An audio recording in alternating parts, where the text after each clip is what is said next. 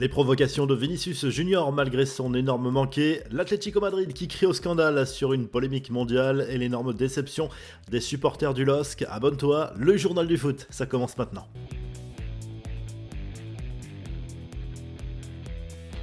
Et à la fin, c'est le Real qui gagne. Le club merengue valide son billet pour les quarts de finale de la Ligue des Champions. Dans la douleur, tout s'est joué au tir au but sur la pelouse de l'Atlético Madrid, vainqueur 1-0 grâce à un but éclair signé Gallagher.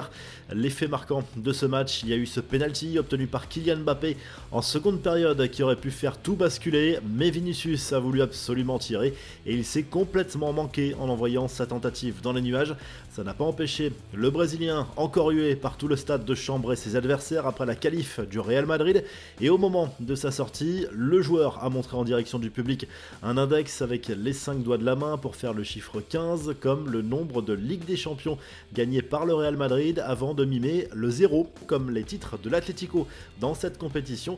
Il s'est fendu de 2 messages assassins sur son compte X, il y a un seul Madrid, mais ça, tout le monde le savait, à améliorer et à la prochaine. Puis comment te sens-tu en légende d'une photo où il frappe le 15 collé sur sa manche droite de son maillot. Bref, Vinicius a fait du Vinicius. Carlo Ancelotti, lui, est revenu sur l'un de ses choix lors de cette séance de tir au but. Il a hésité entre Rudiger et Hendrik pour le 5e tireur. J'ai vu le visage d'Hendrik et nous avons dit mieux vaut Rudiger, a expliqué l'Italien avec un grand sourire qui en disait long.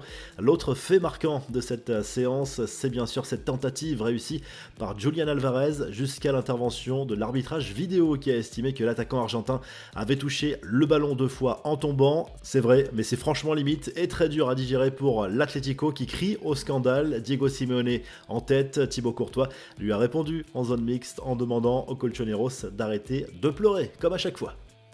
Les autres résultats de cette Ligue des Champions, fin de parcours pour Lille en 8ème de finale, et c'est une grosse déception pour le LOSC qui visait une première qualif dans son histoire pour les quarts. Il y avait vraiment moyen de passer contre Dortmund, mais le club allemand a fait parler son expérience et a validé son billet en s'imposant 2-1 sur la pelouse des Lillois qui menaient pourtant 1-0 à la pause. Ça passe aussi sans surprise pour Arsenal et Aston Villa. Ça nous donne le tableau complet des quarts de finale. Les Parisiens affronteront justement le club de Birmingham pour tenter de se hisser dans le dernier carré de la compétition.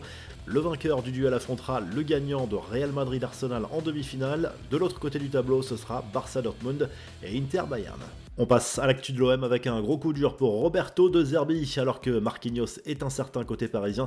Pierre-Emile Højbjerg sera bien forfait pour le Classico face au PSG côté marseillais dimanche au Parc des Princes. Le milieu de terrain danois souffre d'une lésion musculaire au mollet gauche, verdict 3 semaines d'absence pour l'international danois qui ne rejouera pas avant début avril. Eli Wahi, lui, est revenu sur son aventure marseillaise pour l'équipe, une parenthèse de seulement une demi-saison avant son départ pour Francfort pendant le mercato hivernal. Il estime qu'il n'a pas vraiment eu sa chance à l'OM et ne cache pas sa déception sur ce défi express dans sa carrière. Les autres infos à retenir dans ce journal du foot, voici le programme complet de la Ligue Europa. On joue les 8ème de finale retour ce jeudi soir.